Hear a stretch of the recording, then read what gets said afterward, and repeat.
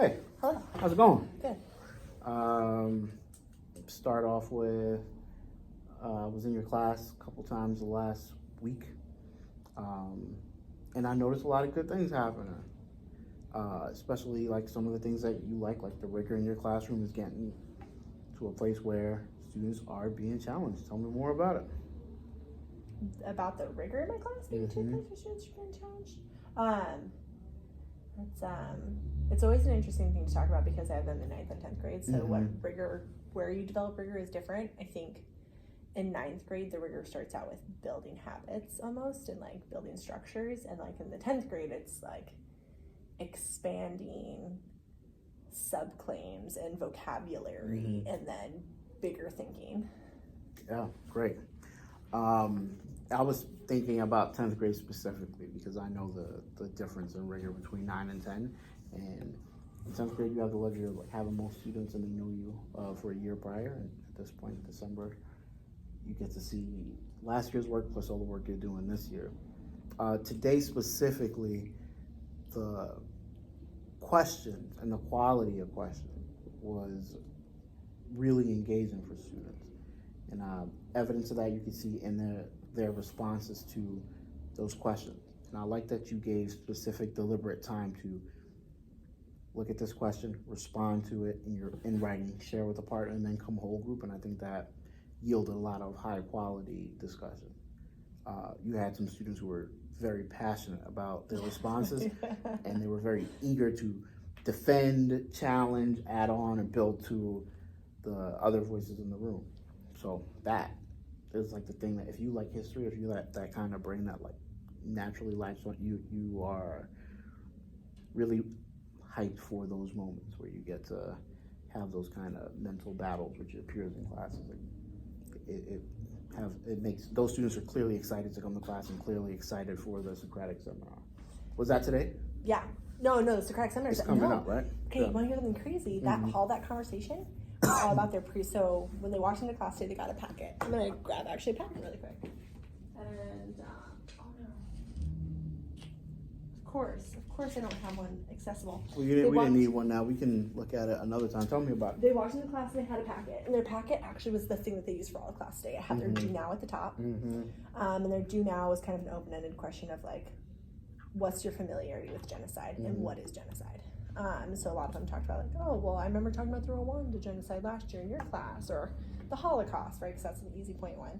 So they had this like general starter, and then we worked our way through not just the project, but then also like key terms and like kind of building the context. So everything they did today was first day of a project. And so I usually expect it to be kind of like quiet because they don't know anything, but like getting those essential questions and being hyped for them like helps you carry the momentum for the rest of the project if they have buy-in.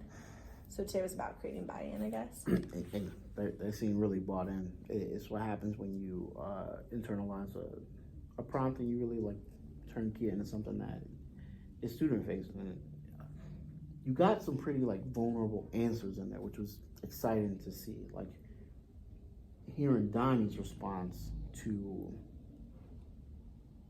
like what is the individual's role in preventing some of these things happening is like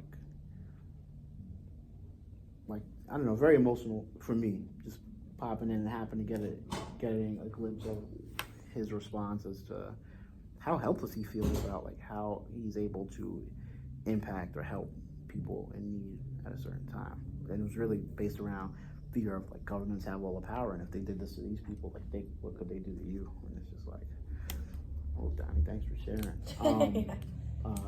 Did you see the wrench I had in there? I was wondering if that was successful or not. What was it?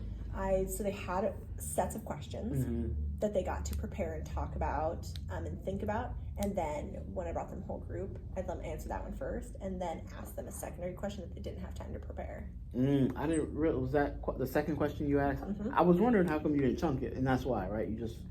It leads into one that they didn't have time to prepare for.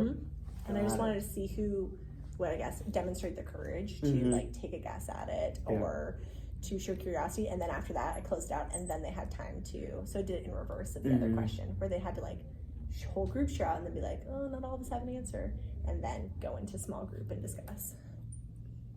That makes a lot of sense now. So I tried to triangle it, I guess. Mm-hmm.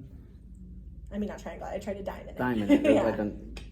And came back to it. Right. Who are those students that showed a lot of bravery, you think, in like taking on that challenging question without having I mean, Alea, obviously, she's like back here and wanting to engage, and I think she's really excited because she didn't do the last final, right? Modern World 2 moves quick. It has a lot of projects, so we're on our third project of the year. And so she came right at the end, so she didn't get to participate in half the last final, and she was doing CA work, and so now being like able to participate, and she like got to see some of the buy-in. She was like, Ms. Carlson, I can't wait to do some of the stuff we've been doing in class. I was like, that's the best thing to get to hear. I know.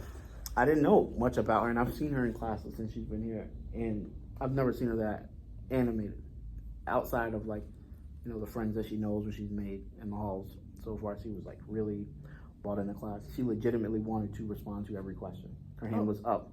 She said she loves history. Yeah. Or she loves this class. She was like, this is one of my favorite classes in the building. So. Her responses were so, and like that's the kind of people who, when they're bought in and engaged, like she'll keep those conversations going.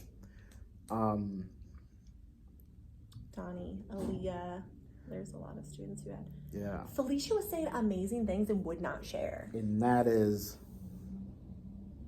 that's what I wanted to, I think that's our like target. How do we get somebody like that to share? And not just her, but there were other people in there who when you gave them time to turn and talk, I heard like great tidbits here and there. And then when it came time to share, they knew that there were people who would dominate those conversations, and they kind of like went passive, which they never get to do in their writing. You like hold the line and you hold them accountable. My thing is, how can we turnkey that space? You did actually the thing I want to routinize. I want to name that also. So you did it. So I know you can do it.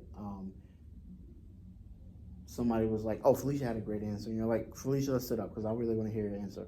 From Amanda, who you shared it to. And I was like, yes, that's it. That's the leverage right there. And Amanda did try to do a tell back. And it was, who was the third member in that group? Aaliyah It was the one who went ahead and stamped whatever Felicia's nugget was. And I think that line of warm, cold calling really helps. So like just saying, hey, well, what do you think? What do you think could be a way of engaging more students, especially some students who are apprehensive with warm and cold calling? I think that's why specifically with that group I did the method we were talking about before, where I like let them prepare it, then did group again, and then let them go back, because that last final go back was when I think they were the most active in talking, because they had one turn and talk before, then they prepared it, and then they were exposed on a question, then got to turn and talk. The problem with that is I feel like, yes, you're having an amazing conversation, but I can't measure it. Like I can't hear everybody in the class. I can't engage with everyone in the class. And so I end up relying so much on Socratics and small group conversation to be able to facilitate that and build that. So, but I noticed that, and what I did in my second class after that was I had them call on each other, kind of like a method that you would do in our PDs. And so I had students selecting other students because they had their friends that they knew wouldn't answer, and so it was, I think it's almost warm because it's coming from a peer, but then it's still a cold call. But they all had time to prepare for it, right? They all had time to prepare. And so they know it's coming up. I'm sad I missed that part. That was like an in the moment, just like making it better from, I think that's the beauty of having like a class, and then like your next class, you were like, hey, let's just add this one part. Yeah. So, I assume there'll be more of these conversations in this topic specifically, right? Before the actual Socratic seminar. Yeah. Can we build in like a track sheet where they have they're writing down their claims and tracking like kind of like good counterclaim?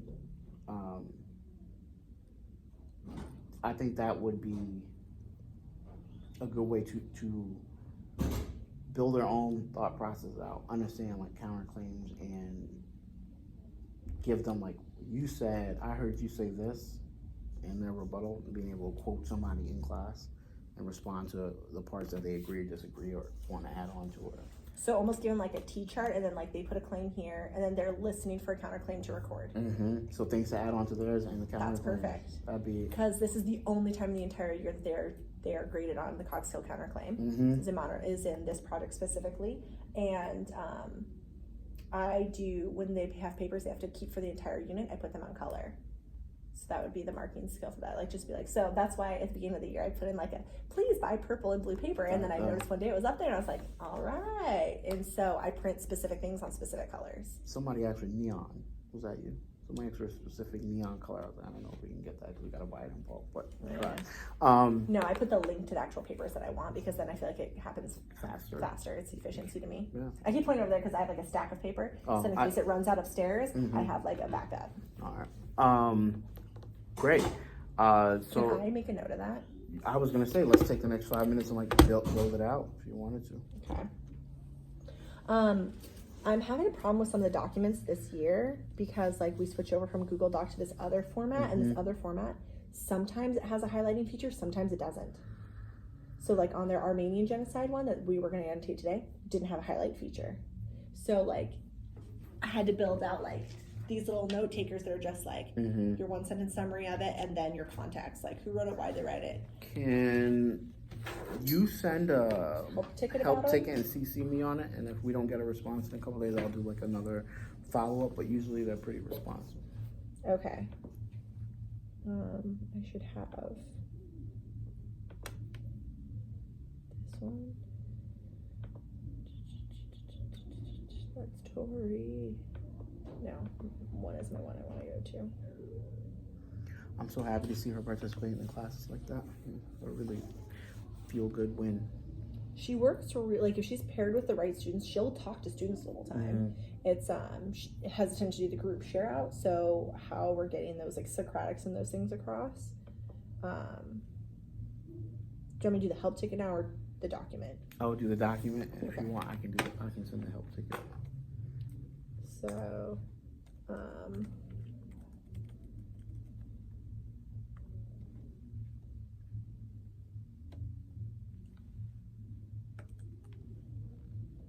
it's the Armenian genocide document set. Didn't have like accessibility to highlight annotation. There was no annotation.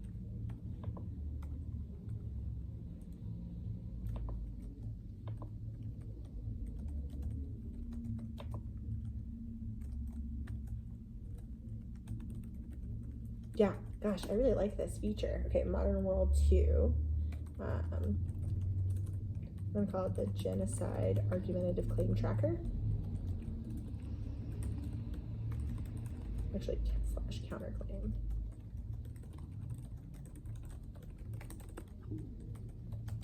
Okay.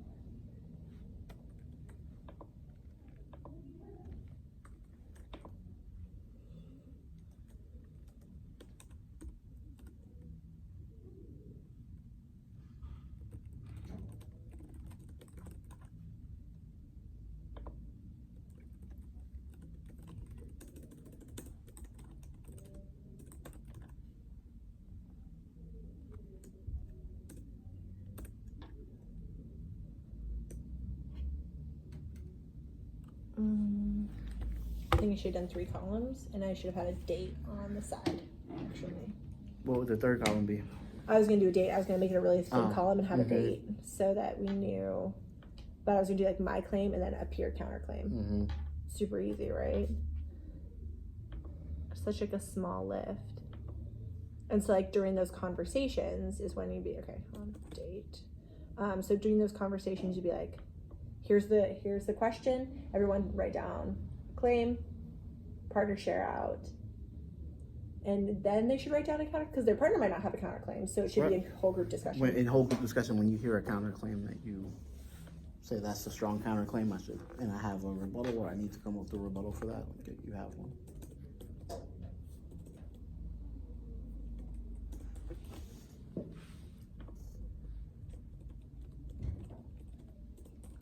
I'm keeping the document relatively simple so that I can like walk them through what's the purpose of it.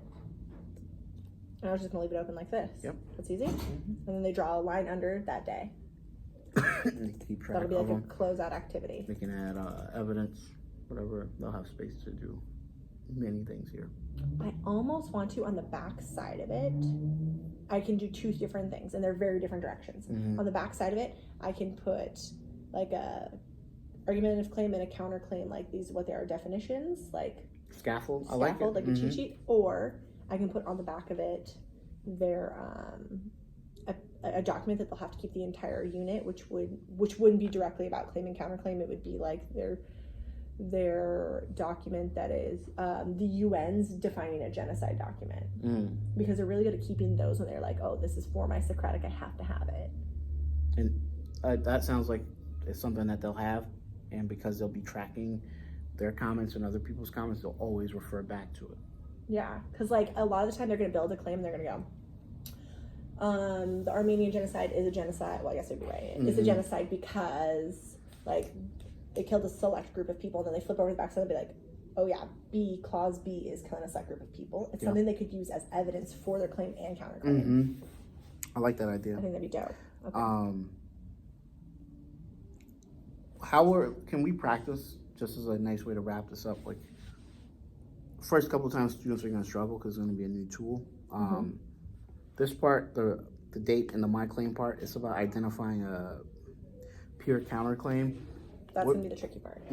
Let's brainstorm how we're going to get students to notice that and incorporate it. I was going to build this into a slideshow that I always show to the students. That is the bystander PowerPoint, where it's like the one where it's like, if you're saying that a train is going to run into one person you know or five people you don't know, which way you pull the lever. Yeah. And like do that system, because it's so many claims and counterclaims back and forth and back and forth. And almost do a mock one. Just do one printout of that on white paper that we, at the end of the day, turn into me. Yep. And then it's just a practice round, and then they're gifted at the end of that when they turn that in with their colored one. Official. Yeah, it's color. probably going to be a purple one. Can I hear your like quick spiel of what a counterclaim is? Like when you roll this out, do you have one? I was gonna use it off examples, so I was gonna have the students define it, but like that would be more important for me to have an exemplar of a definition. I would like to pull the one that we did when we did our humanities thing, so that we all have the same counterclaim spiel. Okay. And I'm gonna have to. Do we still have that doc? It should still be available. I have no idea where that doc I is. don't know what it was called anymore. I think we call it annotation something, but counterclaim did make an appearance. Annotation guide. I'll just like, you know what? But it didn't come up in my email at all. It was in the drive.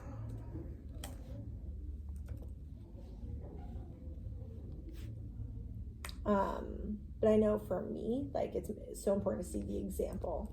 So if I were to say, a bystander is innocent because, the opposing would be a bystander is not innocent because blah blah blah. There is actually a tool for it. I have a tool for it. You know what's strange? I have the initial one, but not The reviewed one. the reviewed one with counterclaim. You're right, it's not in here.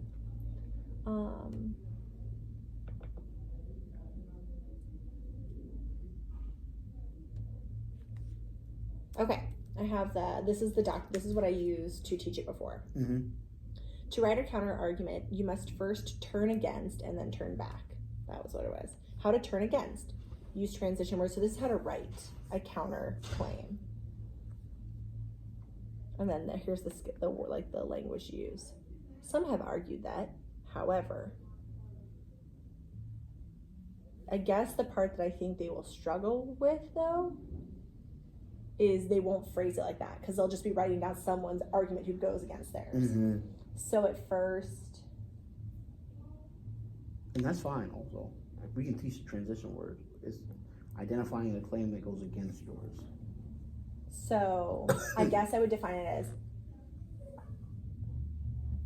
like one, the importance of a counterclaim is to acknowledge that there are different perspectives than the one that you are arguing. Mm-hmm. And in order to be able to prove that your claim is the best or the most educated or the one that's going to work, you need to acknowledge that counter argument and disprove it. Mm-hmm. So a counterclaim acknowledges an opposite claim, then disproves it with evidence. And it has to connect back to the original claim, or is that, no, that's not a criteria now, right? We're just looking for somebody who says it's not a criteria, yeah. So let's leave it out. Just Okay. those two things makes a counterclaim. Acknowledging an opposition and disproving it. Okay, that's it. Acknowledging an opposition, disprove. Let's steal that language and use it. I'm gonna then type that instead on this first fake guide, and then should I have it on the permanent guide too? I would, if there's room for it. There's a lot we want to put on there. It could go if there's not, but students who see it in writing and then have it and then practice around it probably won't need it again, but it'll be good to have. Actually, I'm gonna put it into the box with the actual things. Oh, there's some space for it, yes. My claim is like,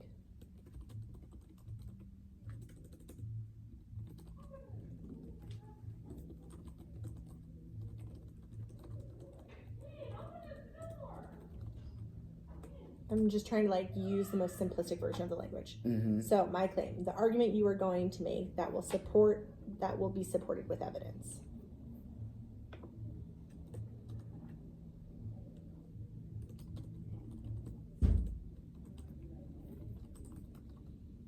Do I even need to say an argument of claim that goes against what you believe? I don't even remember the language used. It's the opposite of your claim. So you can say goes against. I would say goes against. I like opposite. You can use opposites. But I'm saying, like, should I say it's not exactly opposite, but you know this audience, right? You speak to them every day. You know your audience. You know the words that's going to be most impactful. The argument you are going to make that will be supported with evidence. I'm just trying to like read this claim so I can make sure I have it exact. The argument you're going to make that will be supported with evidence. The argument you heard that directly, I'm going to say goes against your claim. Opposes your claim. Opposes, I do like that. That's yours. Happy middle ground.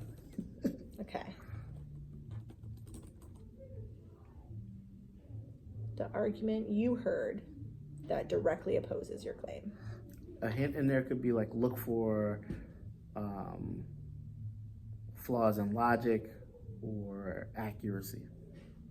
Well, because I think that's what they're going to do when they're writing it, but when they're initially like hearing somebody else's, they're going to be like, oh, this is mine, you said something else. I don't think you're necessarily going to see flaws in logic.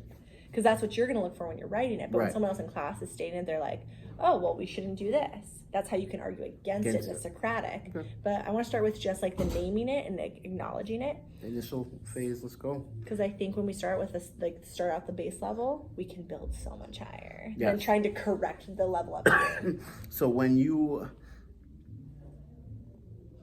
how are we going to be able to assess like in the moment if students are comprehending this in the moment? Like the first two rebuttals, you have a claim and somebody says a claim that's similar but not a counterclaim. Like, it's easy if they're sharing out loud, right? Because students will be able to hold them accountable and be like, is that opposing that claim? And just ask that question back with that inflection. Generally get students to be like, oh, I want to be the first one to be like, no, because and that's where I'm gonna have to push the students on their callback, is they must have a because. You cannot just say no, it doesn't work. Why doesn't it work?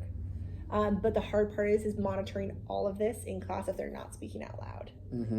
So once they have time to write their own claims, they'll hear some people who have the same claim and they actually have different evidence that supports it. So that will build onto theirs. They'll keep that running log, but then they'll also hear counterclaims, the opposite side, and you can keep that. There'll be exemplars in class. And then I should allow time then to self-assess, like 2 minutes, be like, was that really a counterclaim? Not even 2 minutes. Because they're hearing it, right? So they can correct their paper in the moment? Okay. Yeah, you should give like, tell them you give them 30 seconds, but tell them you give them 15 seconds and actually give them 30 seconds to make those adjustments to their, add things on, take things out, whatever they need to do. Give them a couple seconds to do it, and like that keeps the rigor high and it'll keep the conversation going from like dragging. Yeah, I'm super into this. Because the rigor is going to be in the writing, the reflection, and the conversation that goes back and forth. This is going to be fun. Yeah. I did some self-reflection in my grouping, and I get a little worried about my rigor sometimes that like I'm being too much of a stickler on specific things. But I think if I continue to keep that norm, then that stuff will become second nature to them, and it won't feel like it's always rigorous. There's evidence that the rigor is there. I think our next step is this. Like, so this is something that you would, and you did. You let this conversation going. Like you facilitated it. This kind of passes it on to the students, right? So they're going to be doing a lot more lifting. Because I could hear you picking ideas and connecting this hand to this hand, or in like selecting. I heard you say this in your turn and talk. You go next. Or what do you think about that? So like, this will kind of bring it out more, not naturally, but this puts you're not having to handpick those matches. That they're able to do it themselves now, right? Yeah. They should be able to. All right. Thank you so much for your time. I appreciate you. Yes, thank you for just continuing to grow with us. I appreciate it. And like, it looked and felt great. It always looks good in here, but the amount of burning thoughts you could like see in those hands popping up was good to see today. Thank you. Cool. Easy. Wonder if I could